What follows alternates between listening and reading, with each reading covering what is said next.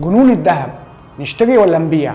وايه اهم التوقعات في الربع الاخير من 2025؟ الذهب اليومين دول هو حديث الساعه، ومفيش بيت في مصر الا وبيسال الاسعار رايحه على فين؟ وليه كل يوم في جديد في الاسعار؟ وهل في امل ان الاسعار تهدى قريب ولا لا؟ في البدايه كده خلينا نقول ان ده مش مجرد معدن غالي وخلاص، لا، ده اصبح جزء من حياه المصريين، من اول الشبكه لحد المستثمرين اللي بيجيبوا سبايك وجنيهات عشان يحافظوا على فلوسهم. يعني الذهب مرتبط بالفرح وبالخوف كمان. طب ايه اسباب ارتفاع الذهب عالميا؟ اللي بيحصل في العالم كله هو الاساس اللي بيأثر عندنا.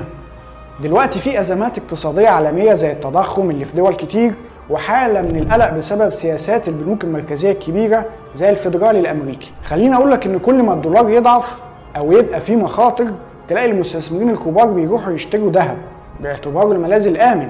كمان الازمات السياسيه والحروب بتخلي الطلب بيزيد على الذهب، لان الناس بتخاف من المستقبل وبتحاول تحافظ على قيمه فلوسها. يعني باختصار، طول ما العالم مش مستقر الذهب هيفضل في الطالع. نيجي بقى للوضع محليا في مصر. عندنا القصه ليها شكل تاني. على سبيل المثال، احنا بلد مستورد للذهب، فطبيعي اي ارتفاع عالمي لازم يوصل ويسمع عندنا في مصر، لكن مش ده السبب الرئيسي. سعر الدولار عندنا عامل اساسي، يعني اي تحرك في العمله الامريكيه الكلام ده بيترجم على طول في سعر الجرام، ولو السوق مش ثابت التجار بيزودوا اكتر عشان يغطوا مخاطرهم.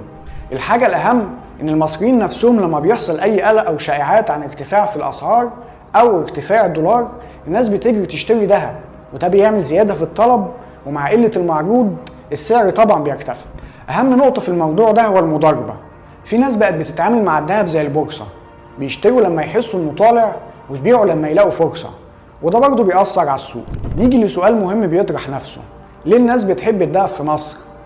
المصريين عندهم تاريخ طويل مع الذهب من ايام الفراعنه، وهو رمز للثروه والقيمه. النهارده مع التضخم وارتفاع الاسعار، الناس بقت شايفه ان الذهب هو الحل الامن. يعني هو مش بس للزينه، لا، ده بقى بنك متنقل جوه كل بيت. كمان سؤال مهم جدا بيطرح نفسه: هل في امل ان الاسعار تهدى ولا لا؟ والسؤال اللي الكل بيساله: الاسعار هتهدى امتى؟